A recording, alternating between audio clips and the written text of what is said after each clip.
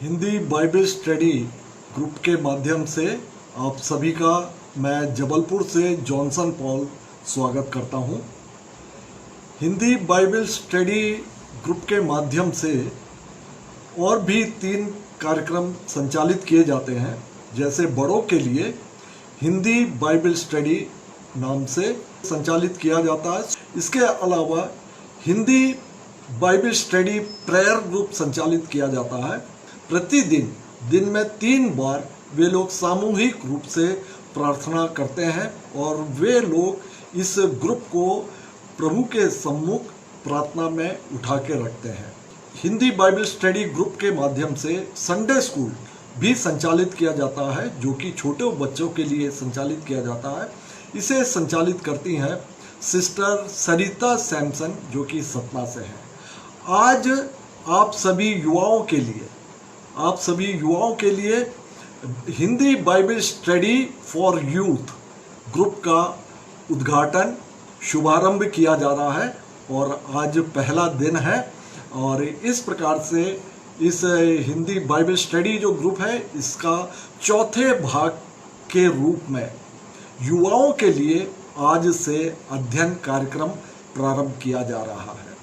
तो अध्ययन प्रारंभ करने के पहले इस युवाओं के लिए जो ग्रुप है वो Hindi Bible study for youth group का प्रभु को समर्पित करने के लिए मैं निवेदन करूंगा। पास्टर डेविड लाल, जो कि जबलपुर से हैं और पास्टर साहब फुल गॉस्पल चर्च जबलपुर से हैं, मैं उनसे निवेदन करूंगा कि वे प्रार्थना और आशीर्वचन के द्वारा इस Hindi Bible study for youth group को प्रभु को समर्पित करें। हालेलुया, परमेश्वर का धन्यवाद। भाई जॉनसन पॉल और उनके साथियों को परमेश्वर ने अनुग्रह दिया कि वे जवानों के लिए एक हिंदी बाइबल स्टडी का आयोजन करें ऑनलाइन के माध्यम से, जिसका शुभारंभ आज वे करने जा रहे हैं। आइए प्रार्थना के साथ हम इस कार्य को शुरू करें। प्रभु यीशु, धन्यवाद, आपने अपने इन सभी दासों को अनुग्रह दिया है कि आपके वचन की शिक्षा जवानों को दे सकें, क्योंकि आपने अपने वचन में कहा है जवान अपनी चाल को किस प्रकार से शुद्ध रखे, आपके वचन के अनुसार सावधान रहने से। मेरी प्रार्थना है प्रभु यीशु, आज जब इस कार्यक्रम को शुरू करते हैं प्रभु यीशु, आपके पवित्र नाम में इन सब दासों पर आपका पवित्र आत्मा आए, आपके वचन का प्रकाश आए, जिससे जब वे आपके वचन की शिक्षा जवानों को देते हैं, जवान आपके पवित्र वचन से सीख कर समझ कर आपके वचन के अनुसार अपनी चाल को सुधारें, आपके वचन के अनुसार चलें और उनके जीवन में और उनके जीवन से प्रभु यीशु आप महिमा पाएं, दिखाई दें। हम प्रभु यीशु आपके नाम से इस बाइबल स्टडी को शुरू करते हैं। हर एक को आशीषित करें यीशु मसीह के नाम से, आमीन। So happy. इन वचनों से परमेश्वर आपको आशीषित करें। आइए आशीष वचन से समाप्त करेंगे। प्रभु यीशु मसीह का अनुग्रह, परमेश्वर पिता का प्रेम और पवित्र आत्मा की अटूट संगति और सहभागिता इन सभी प्रभु के दासों पर जो वचन सिखा रहे हैं और जवानों पर सीख के उसके अनुसार चलने के लिए अब से लेकर सदा तक बनी रहे, आमीन।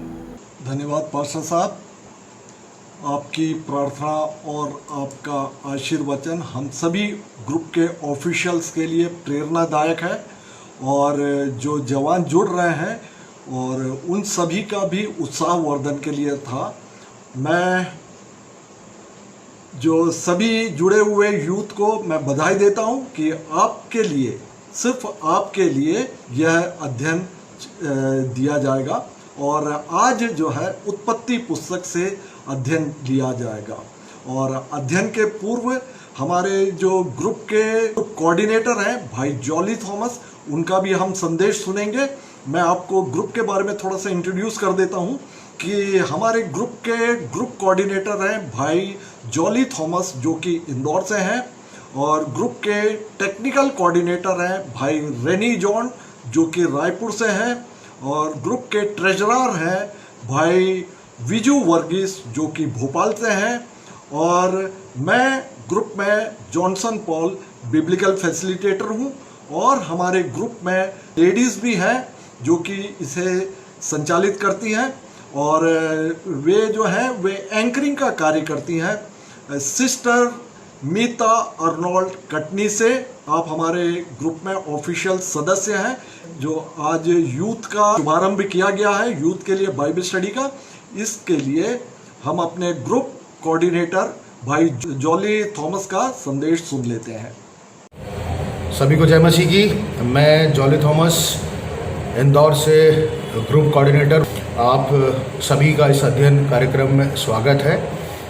विशेष तौर पे मैं ये बताना चाह रहा हूँ कि हमारे जो अध्ययन कार्यक्रम पिछले 2 वर्षों से संचालित हो रहा है, और इस अध्ययन में जितने भी मसीह भाई बहन शामिल हुए हैं, आज अपने स्तर पे कोई ना कोई अपना अलग अलग प्रकार से प्रभु की सेवा कर रहे हैं। और साथ में मैं आप लोगों को ये बताना चाह रहा हूँ कि ये हमारा जो अध्ययन का जो कार्यक्रम है, इसमें प्योर अध्ययन होता है, जो कि नॉर्मली हमें चर्च के सरमन वगैरह में नहीं मिलता है। ये प्योर अध्ययन है।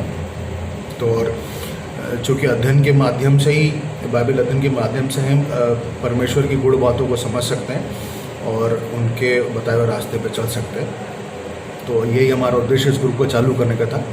और इस ग्रुप के माध्यम से मैं आप लोगों को एक चीज़ और बताना चाहता हूँ कि हमारा जैसे आज का जो हमारा उद्घाटन है यूथ के लिए, बाइबल स्टडी फॉर यूथ, उसी प्रकार से हमारा बड़ों के लिए भी है हमारा अध्ययन चलता है। जो प्रेयर एक अलग हमारा ग्रुप है, वो वाला हमारा बुधवार को संचालित होता है। और आज से आप युवाओं के लिए हमारा अध्ययन चालू हो रहा है, इसलिए मैं आप सभी को बधाई और शुभकामना देता हूँ। और विशेष तौर पे मैं सभी से ये निवेदन करूँगा, जो भी सुन रहे हैं, देख रहे हैं हमें, अपने बच्चों को इस अध्ययन में बिल्कुल शामिल कीजिए, ताकि वो बाइबल की गहराइयों को, उनके अध्ययन से संबंधित चीज़ों को अच्छे से समझ पाए वो, और जुड़े रहें। और मैं एक चीज़ और आपसे निवेदन करना चाहता हूँ कि प्रार्थना के विषय में भी हम आगे बढ़ें, तो उसको भी हम ध्यान रखें। तो आज जो है, आज हमारा बाइबल अध्ययन, बाइबल स्टडी फॉर यूथ का हमारा उद्घाटन है। तो मैं सभी को बधाई देता हूँ, विशेष तौर पे एडविन सैमसन को, जो हमारे ग्रुप के यूथ कोऑर्डिनेटर हैं, उनको विशेष तौर पे बधाई देता हूँ कि प्रभु ने उनको मन दिया और वो इसमें आगे बढ़ के इस तरह की चीज़ों को और प्रचार प्रसार में हमारी मदद करेंगे और बाइबल स्टडी में युवाओं को जोड़ेंगे, आगे बढ़ेंगे। तो उनका मैं विशेष तौर पर धन्यवाद करता हूँ, उनको शुभकामनाएं देता हूँ। आप सभी को मेरी ओर से गॉड ब्लेस यू। धन्यवाद जॉली भाई। आज Bible study for youth group का शुभारंभ किया गया और पास्टर साहब ने इसको प्रभु के लिए समर्पित किया हुआ है। और इस जो यूथ के लिए जो ग्रुप है, इसके कोऑर्डिनेटर हैं भाई एडविन सैमसन, जो कि सतना से हैं। आइए हम उनका भी संदेश सुन लेते हैं। आप सभी को जय मसीह की। मैं यूथ कोऑर्डिनेटर एडविन सैमसन आप सभी का इस बाइबल अध्ययन कार्यक्रम में स्वागत करता हूं। यह कार्यक्रम पिछले 2 महीने से जूम के माध्यम से ग्रुप के द्वारा संचालित किया जा रहा है। मैं group Hindi Bible study group के ग्रुप कोऑर्डिनेटर भाई जॉली थॉमस का और ग्रुप के बिब्लिकल फैसिलिटेटर भाई जॉनसन पॉल का और ग्रुप के सभी मेंबरों का धन्यवाद करता हूं, जिन्होंने मेरी सहायता की युवाओं के बीच में परमेश्वर का वचन बांटने में। आप सभी युवाओं का मैं धन्यवाद देता हूं और आप सभी युवाओं को मैं इस बाइबल अध्ययन कार्यक्रम में सम्मिलित होने का निमंत्रण देता हूं और आशा करता हूं कि आप अपने परिवार, अपने रिश्तेदारों सहित इस अध्ययन में सम्मिलित होंगे। एक बार फिर से मैं प्रभु यीशु मसीह का धन्यवाद देता हूं कि उन्होंने मुझे एक मौका दिया कि मैं आप युवाओं के बीच में परमेश्वर के वचन को बांट सकूं। और विशेष तौर से मैं अपने मम्मी पापा का धन्यवाद देता हूं कि उन्होंने मुझे प्रेरणा दी इस बाइबल अध्ययन के द्वारा आप सभी को परमेश्वर के वचन तक पहुंचा सकूं। भाइयों बहनों, मेरा एक अनुभव रह चुका है इस स्टडी लेने का कि मैंने इस अध्ययन से बहुत ही आशीष पाई है। तो मैं आशा करता हूं और प्रार्थना करता हूं कि आप सब भी इस स्टडी के द्वारा बहुतायत की आशीष पाएंगे, क्योंकि परमेश्वर के भवन में आनंद की भरपूरी है। हालेलुया। आप सभी को जय मसीह। धन्यवाद एडविन भाई, आप इस कम उम्र में भी इतना बड़ा भारी बोझ आपके कंधों पर है, और मैं प्रभु से निवेदन करता हूं कि प्रभु आपकी सहायता बहुतायत से करेंगे और आपके जैसे युवा बाइबल को ठीक रीति से समझने में और परमेश्वर के शरण में आएंगे और परमेश्वर के राज्य में बहुतेरे इकट्ठे किए जाएंगे। हमारा आज बाइबल स्टडी फॉर यूथ ये ग्रुप जिसका शुभारंभ किया जा चुका है, प्रभु को समर्पित किया जा चुका है। आइए अब हम अध्ययन में चलते हैं। हम उत्पत्ति प्रारंभ से ही इसको चालू करेंगे। इसको हम देखेंगे कि उत्पत्ति पहला अध्याय और उसका पहला वचन। हिंदी में लिखा हुआ है कि आदि में परमेश्वर ने आकाश और पृथ्वी की सृष्टि की। आकाश और पृथ्वी की सृष्टि की, लेकिन इंग्लिश में पाया जाता है, आप इसको किंग जेम्स वर्जन में देख सकते हैं, in the beginning God created the heaven and the अर्थ। और इसको लिविंग बाइबल में भी आप देख सकते हैं, when God began creating the heavens and the earth. Heavens ये प्लूरल है यहाँ पर, और आप इन बातों को ध्यान रखिए। जो हिंदी में जो लिखा हुआ है वह आकाश लिखा हुआ है, और आकाश का अर्थ होता है पृथ्वी के ऊपरी स्थान, पृथ्वी से ऊपर का स्थान।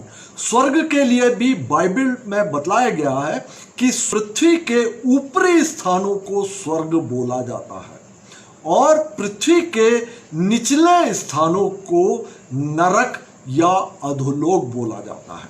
तो यहां पर बात हो रही है कि जैसा बाइबल उत्पत्ति पहला अध्याय और पहला वचन में पाया जाता है कि आदि में परमेश्वर ने आकाश या स्वर्ग और पृथ्वी की सृष्टि की। आदि में परमेश्वर ने स्वर्ग की सृष्टि की, फिर पृथ्वी की सृष्टि की। स्वर्ग मैंने बतलाया कि पृथ्वी से ऊपरी स्थान, यदि आप 1 इंच भी ऊपर आ जाते तो वहीं से पहला आकाश या पहला स्वर्ग प्रारंभ हो जाता। और बाद में हम देखते हैं कि इस ऊपरी करीब 600-700 किलोमीटर के उस पार जो है वो स्पेस होता है, निर्वात होता, और उसके बाद जो है वो ब्रह्मांड के जहाँ पे तारे और ग्रह उपग्रह वगैरह पाए जाते हैं, ये सब ये पूरा का पूरा जो है आकाश या स्वर्ग कहलाता। और बाइबल बतलाती है कि जैसा कि प्रेरित पौलुस ने भी बोला कि मैं एक ऐसे व्यक्ति को जानता हूं, एक ऐसे मनुष्य को जानता हूं जो ना जाने देह सहित ना जाने देह रहित वो तीसरे स्वर्ग तक उठा ले गया। तीसरा स्वर्ग, इसका मतलब है कि स्वर्ग अनेक है। तो जब स्वर्ग के विषय में और नरक के विषय में जब हम अध्ययन करेंगे तब हम इन बातों को डिटेल्स में देखेंगे।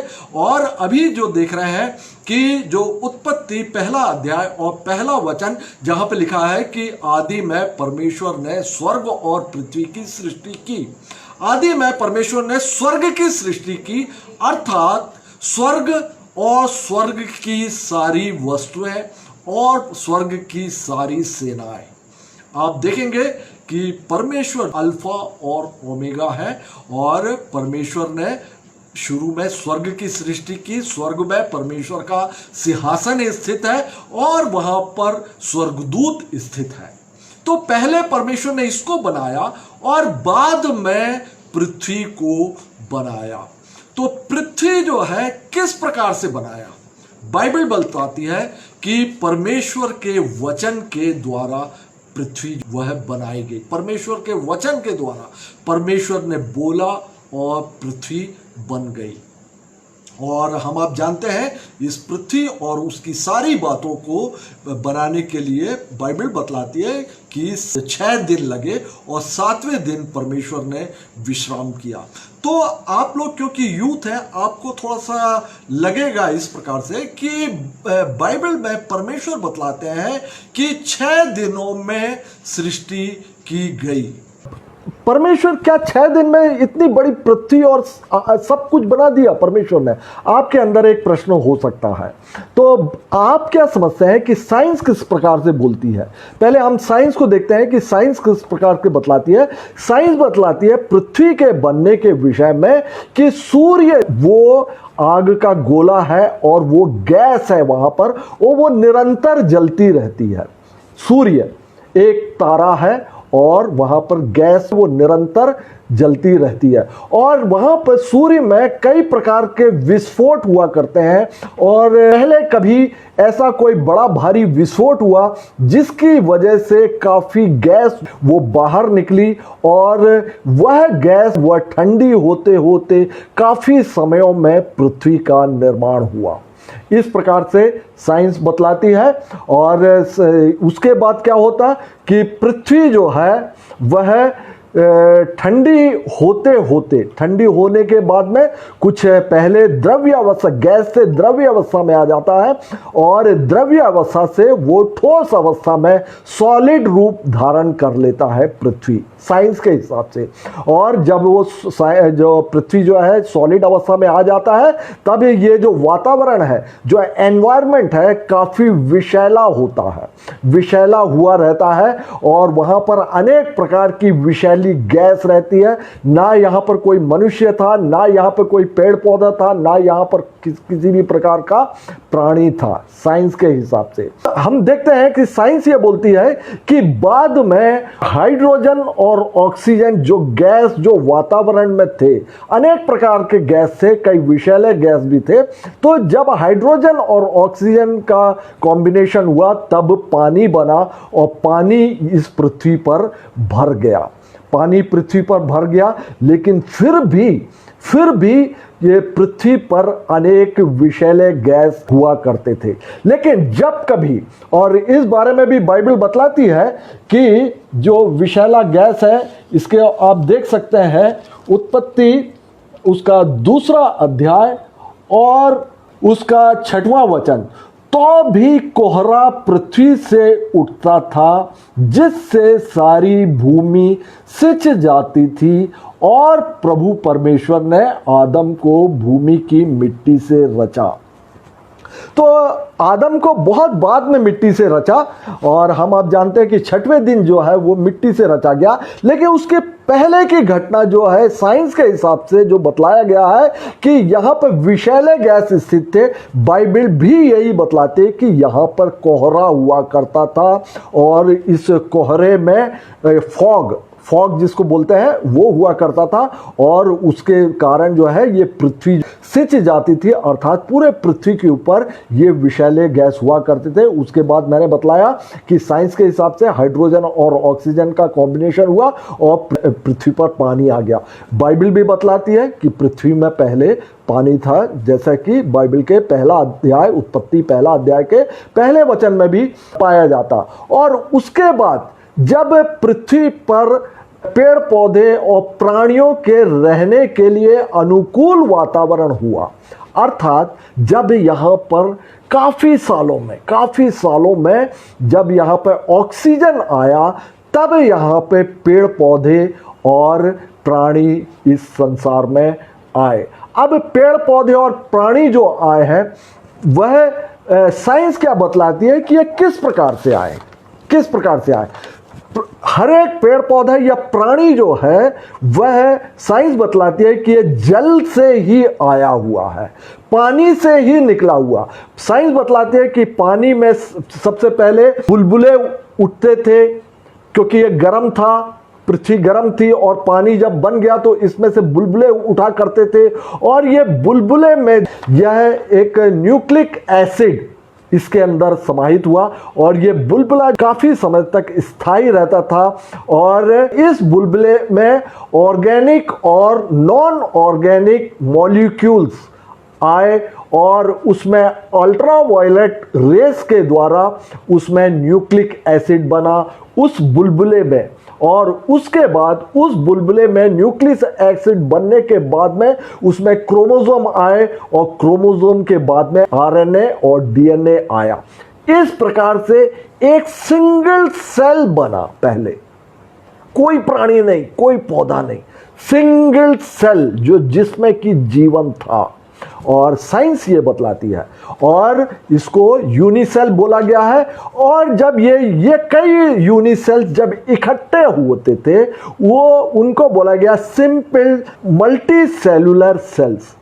मल्टी सेलुलर जब ये इकट्ठे हुए, जो यूनिसेल्स हैं वो इकट्ठे हुए तो वो मल्टी सेलुलर बने, और मल्टी सेलुलर जो सेल्स हैं वो जब कॉम्प्लिकेटेड अवस्था में आए तब उनमें कॉम्प्लिकेटेड मॉलिक्यूल्स जो है उसमें आए, और कई सेल्स मिलके कुछ जीवित जो कि नॉन कॉर्डेटा, जिसमें कि रीढ़ की हड्डी नहीं हुआ करती है, सिर्फ मांस हुआ करता था। तो इस प्रकार से पहला छोटे छोटे जीवित प्राणी पानी में बने, और इसके बाद इसी से ही कॉर्डेटा बना। कॉर्डेटा पहले नॉन कॉर्डेटा बना, बाद में कॉर्डेटा बना, जो कि रीढ़ की हड्डी वाले प्राणी हुआ करते थे, और इनको जो है एक्वेटिक प्राणी बोला जाते थे। और इसके बाद में ये रीढ़ की हड्डी वाले प्राणी है जो कॉर्डेटा है, इनमें से एम्फीबियंस आए, अर्थात वो पृथ्वी पर भी चलने वाले प्राणी जो कि जल में भी रह सकते थे और पृथ्वी पर भी रह सकते थे, जैसे कि मेंढक वगैरह। और ये साइंस बतला रही है, मैं अभी बाइबल क्या बतलाती है मैं इस बारे में भी बतलाऊंगा। तो साइंस ये बतला रही है कि इस प्रकार से एम्फीबियंस आए, और एम्फीबियंस के बाद में रेप्टाइल्स इस संसार में आए।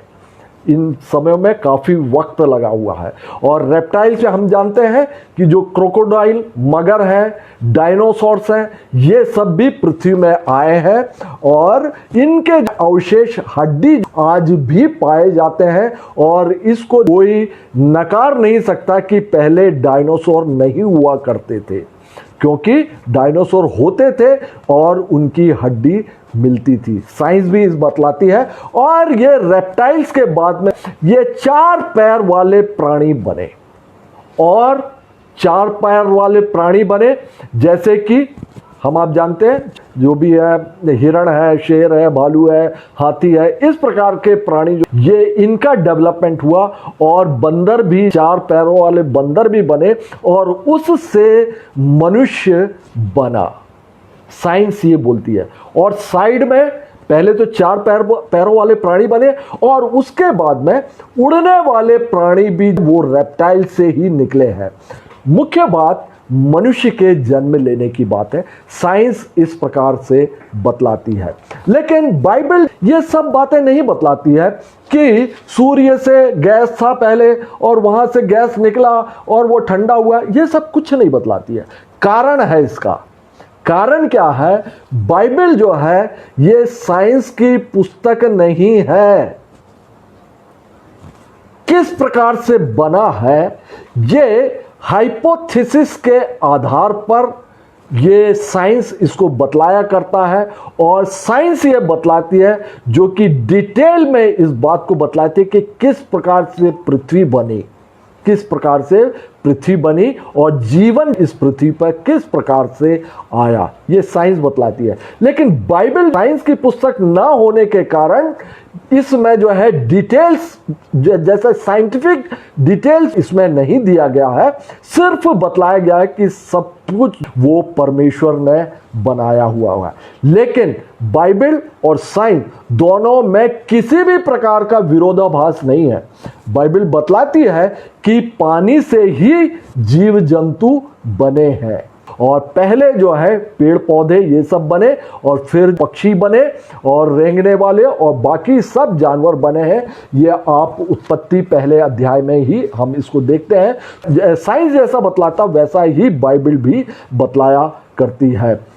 लेकिन मनुष्य की उत्पत्ति में बहुत ज्यादा अंतर है साइंस से। साइंस क्या बोलती है कि बंदर से बना हुआ है, बंदर से मनुष्य बना हुआ है, लेकिन बंदर का हम आप जानते हैं पूंछ होता है और मनुष्य का पूंछ नहीं है, और मनुष्य इस पृथ्वी पर हजारों सालों से है। बाइबल का इतिहास बतलाता है कि कम से कम नूह के बाद में जब इजरायली जो मिस्र देश से निकले थे लाल समुद्र पार करके, आज से 3,500 साल पहले की घटना है वो, जो मूसा के समय, मूसा के पहले जो है अब्राहम हुए, अब्राहम के पहले नूह होते हैं, नूह के भी पहले जो है एडम और ईव होते हैं। तो लगभग बाइबल 7,000 सालों का इतिहास बताती है। इन 7,000 सालों में एक भी व्यक्ति पूंछ वाला नहीं हुआ है। तो यहां पर आकर परमेश्वर का वचन जैसा बतलाता है कि मनुष्य को परमेश्वर ने सृजा हुआ है, यह बात यह प्रूफ होती है। आइए हम कुछ बातों को वचनों में से देखेंगे। आप स्क्रीन में देख रहे हैं कि जो जिस प्रकार के साइंस बतला रहा है कि जो सूर्य से वह पृथ्वी निकली हुई है, लेकिन बाइबल इस बारे में इस प्रकार से नहीं बतलाती है। आगे हम देखते हैं कि अय्यूब उसका 38 अध्याय और उसका 6 से लेके 7वां वचन, जॉब 38 वर्स 4 to 7 लिखा हुआ है, जब मैंने पृथ्वी की नेव डाली तब तू कहां था। परमेश्वर का वचन है, जब मैंने पृथ्वी की नेव डाली तब तू कहां था। तू ये अय्यूब से बोला जा रहा, यदि तू समझदार हो तो उत्तर दे, उसकी नाप किसने ठहराई। क्या तू जानता है उस पर किसने सूत खींचा। उसकी नेव कौन सी वस्तु पर रखी गई, वह किसने उसके कोने के पत्थर को बिठाया। जबकि भोर के तारे एक संग आनंद से गाते थे और परमेश्वर के सब पुत्र जय जयकार करते थे। अर्थात जब परमेश्वर ने इस पृथ्वी और ये सारी बातों को बतलाया, भोर के तारे अर्थात स्वर्गदूत वे आनंद मनाते थे परमेश्वर के इस सुंदर क्रिएशन को देखकर। और आगे हम और वचनों को देखते हैं। ये पृथ्वी और ये स्वर्ग, ये किसके लिए बनाया, किसके लिए बनाया, क्यों बनाया, इस बात को जो है कुलिस्सियों पहला अध्याय और उसका 16वां वचन, कोलोसियंस चैप्टर 1 वर्स 16, जहां पे लिखा हुआ आपकी स्क्रीन में है, उसी में सारी वस्तुओं की सृष्टि हुई है। उसी में अर्थात यीशु मसीह में, उसी में सारी वस्तुओं की सृष्टि हुई, स्वर्ग की हो अथवा पृथ्वी की, देखी या अनदेखी। देखी हुई वस्तुएं जो जिसको कि हम आप देख सकते हैं, और अनदेखी वस्तुएं कौन सी है, स्वर्ग है, स्वर्गदूत है, परमेश्वर का सिंहासन है। ये सब बातें जो है ये अनदेखी वस्तुएं, अर्थात देखी और अनदेखी वस्तुएं यीशु मसीह के लिए सृष्टि किया गया है। उसी में सारी वस्तुओं की सृष्टि हुई, स्वर्ग की हो अथवा पृथ्वी की, देखी या अनदेखी, क्या सिंहासन, क्या प्रभुताएं, क्या प्रधानताएं, क्या अधिकार, सारी वस्तुएं उसी के द्वारा और उसी के लिए सृजी गई। परमेश्वर का वचन जो बतलाता है कि ये जितना कुछ सृजा गया है, इवन यहां तक हम आप मनुष्य भी जो सृजे गए हैं ना, वह भी यीशु मसीह के लिए सृजा गया। स्वर्ग और स्वर्ग के सारे स्वर्गदूत और पृथ्वी और ब्रह्मांड से और हम आप मनुष्य, सब कुछ जो है यीशु मसीह के लिए सृजा गया। अब आप देखेंगे कि इस संसार में जो हम देखी हुई बातों को पाते हैं कि इस संसार में बहुत सारे प्राणी हैं और बहुत सारे पेड़ पौधे हैं। क्या ये प्राणी और क्या ये पौधे यीशु मसीह के लिए सृजे गए हैं? नहीं, परमेश्वर ने यीशु मसीह के लिए सिर्फ मनुष्य को इस पृथ्वी में से सृजा। और ये जो पेड़ पौधे और जो प्राणी हम आप देख रहे हैं, ये परमेश्वर ने मनुष्यों के लिए सृजा हुआ है।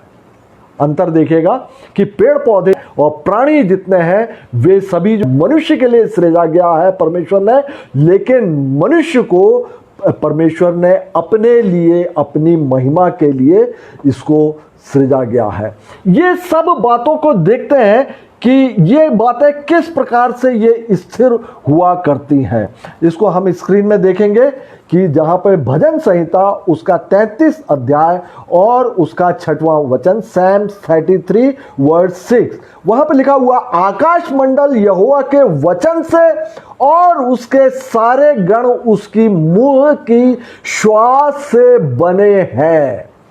बाइबल का ये वचन है कि परमेश्वर के मुख की श्वास से, जिसको कि हम बोलते हैं कि परमेश्वर के वचन से बना हुआ, परमेश्वर ने बोला और वहां पर बन गया।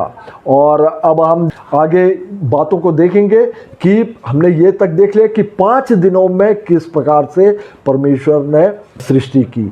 और जैसा कि मैंने बताया कि बाइबल जो है ये साइंस की पुस्तक नहीं है, इसलिए इसको ज़्यादा डिटेल में नहीं बतलाया गया, ना हाइड्रोजन और कार्बन और ऑक्सीजन की बात की गई, लेकिन साइंस ये बात करता है जो कि बाइबल में ही स्थित है। बाइबल में मोटे तौर पर सब कुछ बतलाया गया कि पहले पृथ्वी और पानी ये सब बना और उसके बाद पेड़ पौधे ये सब बने और उसके बाद सारे जगत के प्राणी और पक्षी और रेंगने वाले और चौपाए सब कुछ बने, जिसको कि आप उत्पत्ति 1 अध्याय में देखते हैं।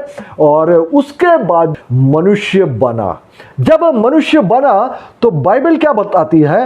बाइबल बतलाती है उत्पत्ति उसका 1 अध्याय और उसका 26वां वचन। उत्पत्ति 1 अध्याय और उसका 26वां वचन, जेनेसिस 1:26। आप देखेंगे कि परमेश्वर वो सृष्टि करता है, जिसको कि परमेश्वर को कभी किसी ने नहीं देखा, कभी किसी ने नहीं देखा, लेकिन परमेश्वर ने स्वयं को मनुष्यों पर अपने गुणों के आधार पर, अपने कैरेक्टर के आधार पर परमेश्वर ने प्रकट किया हुआ है। और इसी बात के यीशु मसीह भी बोलते हैं कि पिता को कभी किसी ने नहीं देखा, एकमात्र पुत्र ने जो कि पिता की गोद में है उसको प्रकट किया है। यूहन्ना में बतलाया गया, उसको प्रकट किया है। और जो हम जानते हैं कि परमेश्वर को कभी भी किसी ने नहीं देखा हुआ है। तो परमेश्वर अपने गुणों के आधार पर मनुष्यों पर प्रकट किया। जो मूसा भी था, मूसा ने भी बोला था कि मुझे अपनी गति बतला दे, गति बतला दे। तब परमेश्वर ने बोला था कि यहोवा यहोवा प्रभु अनुग्रहकारी, दयालु, विलंब से कोप करने वाला।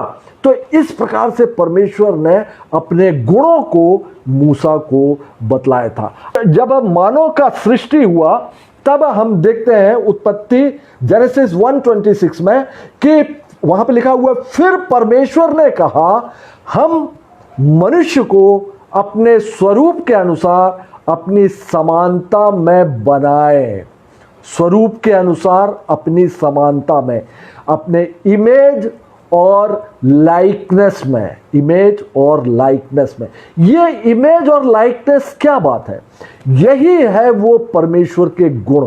परमेश्वर ने अपने गुणों के आधार पर मनुष्यों की सृष्टि की। जब आदम सृजा गया तब बाइबल बतलाती है कि मनुष्य में क्या बातें हैं। मनुष्य में देह है, प्राण है और आत्मा है। आत्मा है, देह और प्राण इस पृथ्वी की मिट्टी से बना हुआ है और आत्मा जो है वह परमेश्वर ने मनुष्य को दिया हुआ है। हम इन बातों को भी आगे देखेंगे, लेकिन यहां पर जेनेसिस 1:26 में परमेश्वर, क्योंकि यहोवा 12 है, सृष्टि करता है, उसने पहले स्वर्ग और स्वर्गदूतों की सृष्टि की, बाद में उसने मनुष्यों की सृष्टि की। क्यों सृष्टि की? क्योंकि वो सृष्टि करता है। परमेश्वर का एक गुण है, वह सृष्टि जो है पहले भी करता रहा है, अभी भी कर रहा है और आगे भी वह सृष्टि करता रहेगा। हम आप जानते हैं कि एक समय आएगा जब यह पृथ्वी जो है आग से जला दी जाएगी और हम आप मनुष्य जो है आत्मिक रूप से उठा लिए जाएंगे। और ये जो देखी हुई जो संसार जो है ये एक समय बाइबल बतलाती है कि ये नष्ट हो जाएगा। तब परमेश्वर फिर से सृष्टि करेंगे, क्यों करेंगे?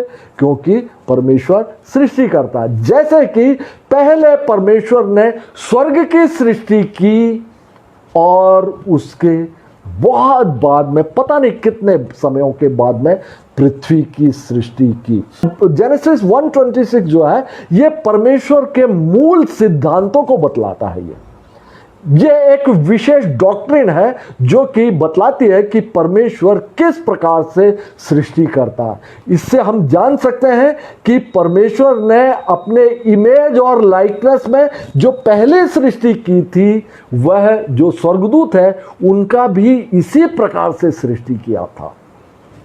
आप देखेंगे जानवरों की सृष्टि परमेश्वर ने अपने इमेज और लाइकनेस में नहीं किया हुआ है, नहीं किया हुआ। हम इस बात का और आगे भी और अध्ययन करेंगे और हम और वचनों को देखते हैं। आप इस बात को देखेंगे, यहाँ पर एक गौर करने वाली और विशेष बात है, यहाँ पे हम लिखा हुआ है, हम लिखा हुआ, लेट अस लिखा हुआ, अस लिखा हुआ, अर्थात दो लोगों से अधिक लोग हैं यहाँ पर।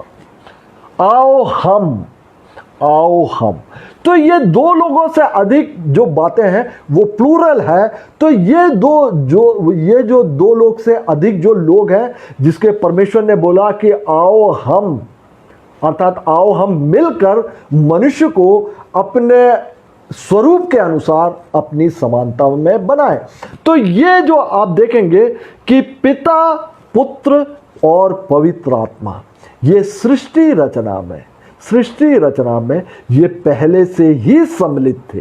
परमेश्वर एक ही है और इन बातों को हम बाद में हम डिटेल में देखेंगे कि किस प्रकार से ये ट्रिनिटी का कॉन्सेप्ट होता है। इन सब का भी हम अध्ययन करेंगे। लेकिन यहां पर देखिएगा कि यही यीशु मसीह और पवित्र आत्मा और पिता, ये तीनों ने मिलकर ही एक साथ होकर ये मनुष्य की सृष्टि की। और मनुष्य की और इस पृथ्वी की जब सृष्टि की तो हमने देखा कि किस प्रकार से स्वर्गदूत आनंद मना रहे थे, गीत गा रहे थे और वे सृष्टिकर्ता की जय जयकार भी कर रहे थे। तो आगे हम देखते हैं कि जो आप देखेंगे कि जेनेसिस पहले अध्याय और उसके पहले और दूसरे वचन में ही बोला गया कि आत्मा जल के ऊपर मंडलाती थी। आत्मा, यही पवित्र आत्मा है, यही पवित्र आत्मा है। ऐसा नहीं है कि न्यू टेस्टामेंट में आके पवित्र आत्मा आया, ओल्ड टेस्टामेंट में भी पवित्र आत्मा था। ओल्ड टेस्टामेंट में भी यीशु मसीह थे। ओल्ड टेस्टामेंट में आप यीशु मसीह को आप देख सकते हैं कि जिस प्रकार से जब यहोशू के नेतृत्व में जब इजराइलियों को कनान देश में लेके जा रहे थे, तब प्रभु का एक दूत आया जो कि सेनापति के रूप में एक हाथ में नंगी तलवार लेकर आया। और वो कौन था? वो मसीहा था, वो यीशु मसीह था। इस प्रकार से आप डैनियल में भी देखेंगे कि शद्रक, मेशक और अबेदनगो, इनको जब आग में डाल दिया गया था तब चौथा पुरुष वहां पर आया, उसमें था आग के बीच में। तो वो चौथा पुरुष कौन था? वो यीशु मसीह थे। और इसी प्रकार से आप क्लियर देखना चाहते हैं तो आप इस बात को आप देख सकते हैं कि रपीदीम नामक स्थान में जब इजरायली लोग प्यास से बेताब हो गए, तब ये लोग मूसा पे कुड़कुड़ाए। तब मूसा ने परमेश्वर से प्रार्थना की तो परमेश्वर ने बोला कि तू इस चट्टान पर तू लाठी से प्रहार कर, मैं उस चट्टान पर खड़ा रहूंगा। और आप नए नियम में आप देखेंगे कि वह चट्टान मसीह था, मसीह था, इस प्रकार से लिखा हुआ। तो पुराने नियम में भी यीशु मसीह थे और पुराने नियम में पवित्र आत्मा भी थी। आप पवित्र आत्मा को बहुत लोगों के बीच में जो टैबरनेकल बनाया गया उसमें जो मुख्य दो व्यक्ति थे, ओहलियाब जो था, इनको जो है पवित्र आत्मा से इनको भरा गया, आत्मा से भरा गया। और ये आत्मा, सिमसोन देखेंगे, जो सैमसन जो था वो उसको भी जो है आत्मा से भरा गया और उसमें वो ताकत आया और उसका इतिहास अपन जानते हैं। तो आप फर्क सिर्फ इतना ही है कि पुराने नियम में आत्मा जो है व्यक्ति विशेष को विशेष कार्य करने के लिए दिया जाता था, लेकिन नए नियम में जो कि प्रेरितों के काम दूसरे अध्याय एक्ट्स चैप्टर 2 में जो पाया जाता है कि वहां पर पवित्र आत्मा की भरपूरी हुई है, भरपूरी से इस पृथ्वी पर उंडेला गया पवित्र आत्मा, ताकि जो कोई भी विश्वास करे वह पवित्र आत्मा को पाए। और पवित्र आत्मा, यीशु मसीह ने भी बोला कि मैं जा रहा हूं, एक सहायक तुम्हारे लिए भेज रहा हूं, और वो जब आएगा तब सारी बातों को समझाएगा। तो हमने देखा कि यहां पर जो शब्द दिया हुआ है वो पिता और पुत्र और पवित्र आत्मा है। हम आगे और भी हम देख सकते हैं, यूहन्ना उसका 17 अध्याय और उसका 5वां वचन, जॉन चैप्टर 17 वर्स 5, वहां पे लिखा हुआ, अब हे पिता, तू अपने साथ मेरी महिमा उस महिमा से कर जो जगत के होने से पहले मेरी तेरे साथ थी। जगत के उत्पत्ति से पहले ही जो था वह यीशु मसीह के साथ में उनकी सहभागिता थी। तो जगत के उत्पत्ति के पहले से ही यीशु मसीह थे, और पवित्र आत्मा भी था और पिता भी थे। आगे हम देखते हैं कि मनुष्य को परमेश्वर ने क्यों बनाया।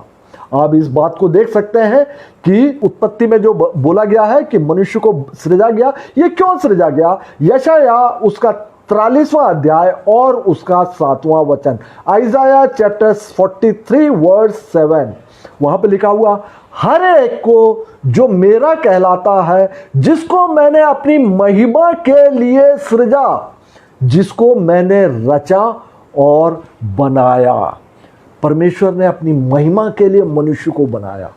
परमेश्वर ने महिमा के लिए मनुष्य को बनाया। क्यों?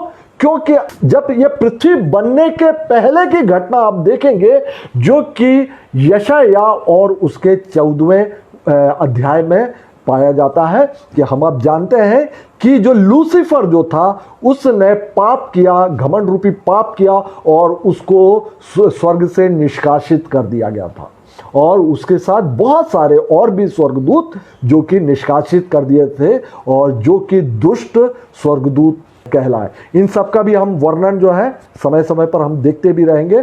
फिलहाल जो लूसीफर, जो शैतान जो बाद में बन गया था, ये क्या करता था, जब प्रकाशित वाक्य में देखेंगे कि जो स्वर्गदूत है वो निरंतर हालेलुया हालेलुया अर्थात परमेश्वर की स्तुति हो, परमेश्वर की महिमा हो, वो निरंतर बोलते रहते हैं। और उनकी अगुवाई, उनका जो लीडरशिप, जो वहां पे जो आराधना संचालित होती है, उस आराधना का लीडर हुआ करता था ये लूसीफर।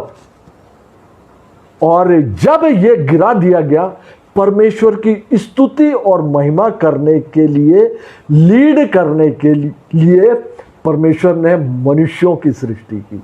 तो हमारा आपका कर्तव्य जो है, हम आप इस बात को समझें कि हमारी आपकी सृष्टि परमेश्वर ने क्यों की है, और इस पृथ्वी पर रहकर भी हमें आपको क्या करना चाहिए। हम एक समय आएगा जब प्रभु यीशु मसीह आएंगे अपने द्वितीय आगमन पर, तब हम आप उठा लिए जाएंगे और बाद में हम आप स्वर्ग के अधिकारी होंगे। तो वहाँ हम क्या करेंगे? वही जो स्वर्गदूत कर रहे हैं। हालेलुया हालेलुया, परमेश्वर की स्तुति हो, परमेश्वर की महिमा हो, और वहां पर परमेश्वर की संगति में अनंत समय के लिए वहां पर हम निवास करेंगे। तो आगे हम चलते हैं, और भी वचन है आपके स्क्रीन में है। उत्पत्ति उसका 1 अध्याय और उसका 28वां वचन, जेनेसिस 1:28, और परमेश्वर ने उनको आशीष दी। जब 1:26 में बतलाया कि परमेश्वर ने मनुष्य को जब बनाया, इसके बाद किस प्रकार से बनाया, इसका वर्णन, आदम को किस प्रकार से बनाया गया और हव्वा किस प्रकार से बनाई गई, इसका वर्णन बाद में किया गया। लेकिन यहां पर जो बतलाया गया कि आओ हम मनुष्य को अपने स्वरूप के अनुसार अपनी समानता में बनाए, इसी बात के कंटिन्यूशन में 1:28 पाया जाता है कि और परमेश्वर ने उनको आशीष दी। आदम को आशीष दी और उनसे कहा, फूलो फलो और पृथ्वी में भर जाओ और उसको अपने वश में कर लो, इस पृथ्वी को अपने वश में कर लो। इसी के लिए मनुष्य की सृष्टि की, और समुद्र के मछलियों तथा आकाश के पक्षियों और पृथ्वी पर रेंगने वाले सब जंतुओं पर अधिकार रखो। तो आदम हव्वा को क्यों बनाया, इस पृथ्वी पर क्यों रखा? कि एक तो परमेश्वर ने अपनी महिमा के लिए बनाया, हमने यशाया की पुस्तक में देखा, और यहां पर हम देख रहे हैं कि परमेश्वर ने उनको आशीष दी। अर्थात हम और आप जो हैं आशीष के वारिस होने के लिए ही बुलाए गए हैं, आशीष के वारिस होने के लिए बुलाए गए हैं। आप देखेंगे कि यहां पर शुरुआत में आदम हव्वा को यहां पे आशीष दी, और जैसे ही हव्वा ने पाप किया तब परमेश्वर ने वहां पर आदम हव्वा को शाप नहीं दिया, और वहां पर परमेश्वर ने सिर्फ आदम से इतना ही कहा कि तू मेहनत से जो है वो अपना भोजन प्राप्त करेगा, और हव्वा को यही बोला कि तू है जो दर्द सहकर तू बच्चे को जन्म देगी। लेकिन जो सर्प था उसके लिए लिखा हुआ है कि तू शापित है, तू शापित है, और वहां पर भूमि को भी शाप दिया। लेकिन आदम हव्वा को परमेश्वर ने शाप नहीं दिया। इतना बड़ा पाप करने के बावजूद परमेश्वर ने आदम हव्वा को पाप नहीं दिया। क्यों नहीं दिया गया? क्योंकि आदम हव्वा आशीष के वारिस होने के लिए ही बुलाए गए थे, और परमेश्वर ने उनको आशीष वो दे चुके थे। इसीलिए ये आशीष मानव जाति से छीनी नहीं जाएगी।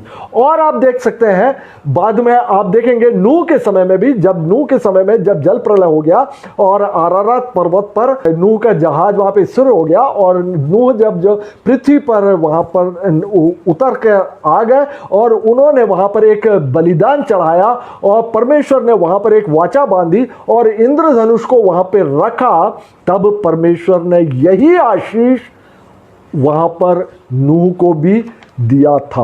आप इस बात को देख सकते हैं उत्पत्ति 9वां अध्याय और उसका पहला और दूसरे वचन में। आप देखेंगे वहां पर भी लिखा हुआ है नूह के लिए कि तुमको जो है फूलो फलो और पृथ्वी में भर जाओ। और इसी प्रकार से आप अब्राहम के समय पर देखेंगे, अब्राहम के समय में उत्पत्ति जेनेसिस चैप्टर 12 वर्स 1 to 3, उत्पत्ति उसका 12 अध्याय और 1 से लेकर तीसरे वचन में, वहां पर आप इस बात को देखेंगे कि भूमंडल के सारे कुल तेरे कारण आशीष पाएंगे, अब्राहम के कारण आशीष पाएंगे। आप इजराइलियों के समय पर आप देख लेंगे कि परमेश्वर ने जब अपनी व्यवस्था या जो आज्ञाएं, उसमें कई बातें आती हैं। जब परमेश्वर ने होरे पर्वत पर मूसा को अपनी व्यवस्था, या जिसको आप सामान्य रूप से 10 कमांडमेंट्स जानते हैं, जब वो दिया, उसके बाद परमेश्वर ने उनको आशीष और शाप दोनों परमेश्वर ने उनके सामने रखा। एबाल पर्वत पर और गरिजिम पर्वत पर शाप और आशीष सुनाए गए।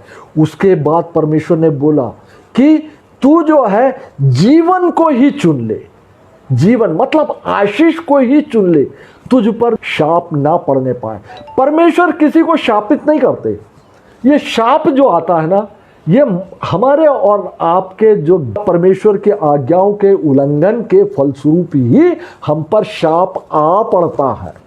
परमेश्वर कभी किसी को शापित नहीं करते। हम आप जो है आशीष के वारिस होने के लिए बुलाए गए हैं।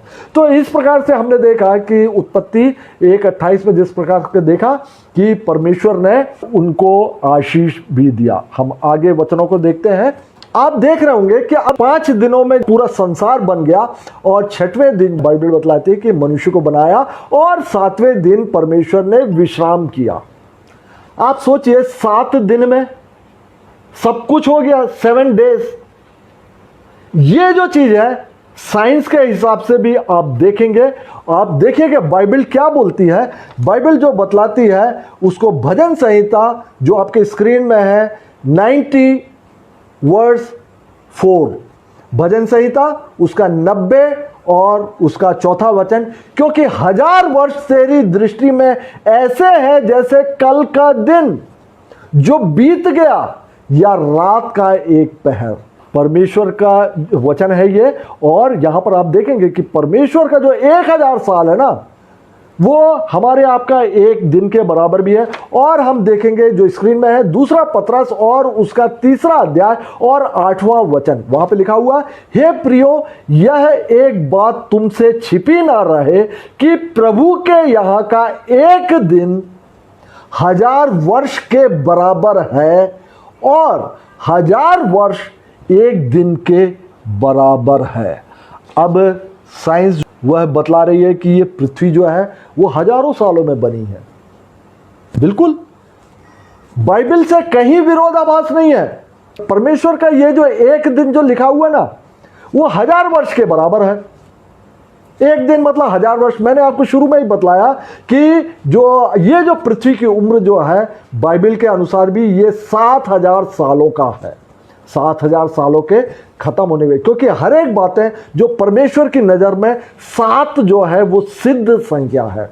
आप देखेंगे परमेश्वर के सम्मुख जो है 7 आत्माएं रहती हैं। 7 आत्माएं आपने पढ़ा होगा, यशाया में भी पढ़ा है, प्रकाशित वाक्य में भी। ये सब बातें हम समय समय पर दिखाएंगे। अभी तो शुरुआत है और हम जस्ट उत्पत्ति आज का जो है पहला अध्याय और दूसरा अध्याय से हम समझना चालू करेंगे और इसी प्रकार से एक एक वचन को लेते हुए हम पूरे साल भर का ये प्रोग्राम है। इसमें हम उत्पत्ति से लेकर प्रकाशित वाक्य तक, जेनेसिस से लेके रेवलेशन तक जो है हम पूरी का हम अध्ययन करेंगे। मैं आपसे गुजारिश करूंगा कि आप लोग इसमें निरंतर जुड़े रहें। इसमें आप जुड़े रहिएगा और आप एक साल के अंदर आप देखेंगे कि आप बाइबल बहुत अच्छी रीति से समझने लगेंगे। तो वचन में हम देख रहे थे कि जो परमेश्वर का जो एक दिन अर्थात जो है 1000 मनुष्य के 1000 वर्ष के बराबर है। तो यहाँ पर भी साइंस के हिसाब से भी कोई विरोधाभास यहाँ पर नहीं पाया जाता है। आगे हम वचनों में देखेंगे कि आदम की सृष्टि परमेश्वर ने किस प्रकार से यहाँ पर किया हुआ है और आदम की सृष्टि के विषय में उत्पत्ति और दूसरा अध्याय और उसका 7वां वचन जो आपके स्क्रीन में लिखा हुआ है कि यहोवा परमेश्वर ने आदम को भूमि की मिट्टी से रचा और उसके नथुनों में जीवन का श्वास फूंक दिया और आदम जीविता प्राणी बन गया। ये कैसे संभव हुआ? परमेश्वर ने क्या किया? मिट्टी को गूथा और नाक में उसका श्वास फूंक दिया, अर्थात परमेश्वर ने अपनी आत्मा फूंक दी। और मैंने बताया कि मनुष्य, बाइबल बतलाती है कि मनुष्य जो है देह, प्राण और आत्मा होता है। और आदम के लिए बोला गया, जब पाप कर दिया था तब बोला था तू मिट्टी है और मिट्टी में ही मिल जाएगा, मिट्टी में ही मिल जाएगा। और इसके बाद इस आत्मा का क्या होगा और प्राण के बारे में भी हम बतलाएंगे। देह, प्राण और आत्मा। हम आप जानते हैं शरीर जो है मिट्टी है, मिट्टी में मिल जाएगा, बिल्कुल हम आप देख भी रहे हैं। लेकिन इस आत्मा का क्या होगा ये भी हम बाइबल के वचनों से ही हम देखेंगे कि सभोपदेशक उसका 3रा अध्याय और उसका 19 और 20वां वचन, वहां पे लिखा हुआ है कि क्योंकि जैसी मनुष्य की वैसी ही पशुओं की भी दशा होती है। आप बहुत ध्यान से सुनिएगा, जैसे मनुष्य की वैसे ही पशु की भी दशा है, दोनों की वही दशा होती है। जैसे एक मरता है वैसा ही दूसरा भी मरता है। यही तो हम आप देख रहे हैं, जैसे जानवर मरते हैं वैसे मनुष्य भी मर जाता है। सबों के श्वास एक से हैं, सभी लोग सांस लेते हैं और मनुष्य पशु से कुछ बढ़कर नहीं है, सब कुछ व्यर्थ है, सब एक स्थान में जाते हैं, सब मिट्टी से बने हुए हैं। ये प्राणी भी जो है वो भी मिट्टी है और मिट्टी में मिल जाते हैं और सब मिट्टी में फिर मिल जाते हैं। लेकिन जो हम आप जानते हैं कि जानवर और प्राणी जो है इनमें आत्मा नहीं होती, इनमें आत्मा नहीं होती। मनुष्य मात्र में एक आत्मा हुआ करती है और ये आत्मा परमेश्वर ने अपनी आत्मा में से हमको दिया हुआ है। ये सब बातें जो है वचन बतलाती है, परमेश्वर ने आत्मा में से हमको दिया हुआ है। क्यों दिया हुआ है? क्योंकि परमेश्वर आत्मा है और हमको उसने आत्मा दिया हुआ है ताकि हम जो है उस आत्मा से संपर्क रख सकें, संपर्क कर सकें। और ये आत्मा हमारे लिए यहाँ पर दिया हुआ और एक समय जो है ये आत्मा वापस उठा ली जाएगी। लेकिन जानवर जो है, जानवरों में आत्मा नहीं होती, क्योंकि बाइबल बतलाती है कि स्वर्ग में मांस और लहू स्वर्ग राज के अधिकारी नहीं हो सकती। मांस और लहू स्वर्ग में नहीं जाएंगे, ये मिट्टी और मिट्टी में ही मिल जाएंगे। और लहू में होता है प्राण, मतलब प्राण भी जो है ये मिट्टी में मिल जाता है। लेकिन इस आत्मा का क्या होता है, इसको हम और वचनों के आधार पर हम देखेंगे। बाइबल में एक प्रूफ पाया जाता है कि जानवरों में आत्मा नहीं होती है। तो जैसा कि यशाया और उसका 31 अध्याय और 3 वचन, आइजाया चैप्टर 31:3, मिस्री लोग ईश्वर नहीं मनुष्य हैं। जो मिस्र देश है ना, वहां के बारे में, क्योंकि बेबीलोन और मिस्र के बारे में काफी वर्णन है बाइबल में, तो वहां के लोगों के विषय में यहां पर बतलाया गया, मिस्री लोग ईश्वर नहीं मनुष्य हैं, उनके घोड़े आत्मा नहीं मांस ही है। मतलब घोड़े में आत्मा नहीं होती, मांस होता। मतलब जानवर भी जो है वह, उनमें आत्मा नहीं होती है और वो सिर्फ जो है हड्डी और मांस ही हुआ करता है। और आगे अय्यूब उसका 33 अध्याय और 4 वचन में आप देखेंगे, मुझे ईश्वर की आत्मा ने बनाया है और सर्वशक्तिमान की सांस से मुझे जीवन मिलता है। और इसके बाद मैंने बतलाया था आपको कि जो शरीर में जो लहू रहता है उसके द्वारा व्यक्ति जीवित रहता है, प्राण के कारण जीवित रहता है। देह, प्राण और आत्मा, ये 3 से मिलकर मनुष्य का जो आदम को सृजा गया था।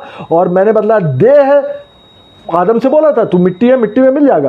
प्राण भी अभी हमने देखा कि प्राण भी जो है वो मिट्टी में मिल जाएगा। और आत्मा अभी हम देखेंगे कि उसका क्या होता है। और मैंने बतलाया कि बाइबल में बतलाती है कि जो प्राण जो हुआ करता है वो हमारे आपके लहू में होता है। और इसको आप देख सकते हैं लेव व्यवस्था और उसका 17वां अध्याय और उसका 11वां वचन, लेविटिकस चैप्टर 17 वर्स 11। वहां पे लिखा हुआ, शरीर का प्राण लहू में रहता है और उसको मैंने तुम लोगों को वेदी में चढ़ाने के लिए दिया है। अर्थात जानवर और मनुष्य दोनों क्यों चलते फिरते और जीवित हैं? दोनों में लहू होता है और लहू में प्राण होता है। और लहू में स्थित प्राण की वजह से ही व्यक्ति जीवित अवस्था में चलता है। और इसी प्रकार जानवर भी चला करते हैं। और लहू में क्योंकि प्राण होता है, परमेश्वर ने इसीलिए बलिदान के लिए ही जानवरों को जो दिया गया है। और आगे हम देखेंगे कि इस आत्मा का क्या होता है। सबोपदेशक और उसका 12वां अध्याय और उसका 7वां वचन, वहां पे लिखा हुआ, मिट्टी जो कि त्यों मिट्टी में मिल जाएगी और आत्मा परमेश्वर के पास जिसने उसे दिया है लौट जाएगी। देखिए कितना कुछ क्लियर हो गया। और इसमें आप देखते हैं जैसे कि आदम के समय में बतलाया गया था कि तेरा देह है वो मिट्टी है, मिट्टी में मिल जाएगा, प्राण भी जो है वो मिट्टी में मिल जाएगा, लेकिन आत्मा वो परमेश्वर के पास लौट जाएगी, परमेश्वर जिसने उसको दिया है। और इस बात को भी अभी हमने देखा था कि आदम के नथनों में वो आत्मा फूंक दिया गया और आदम जो है जीवित प्राणी हो गया।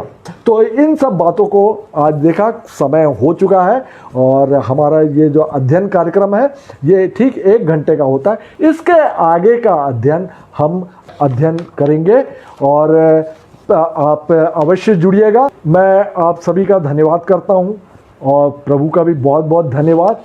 और कि ये जो अध्ययन कार्यक्रम है स्पेशली यूथ के लिए संचालन करने के लिए प्रभु ने इस ग्रुप को खड़ा किया है। और इस ग्रुप के सारे ऑफिशियल जो है वो सभी आपके साथ में हैं।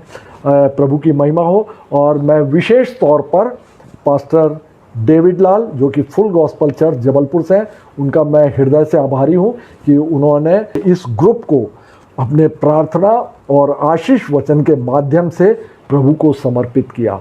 और मैं आशा करता हूँ भाई जो एडविन सैमसन है यूथ कोऑर्डिनेटर, वे इस ग्रुप को भली भांति इसको संचालित आगे भी करते रहेंगे। आमीन।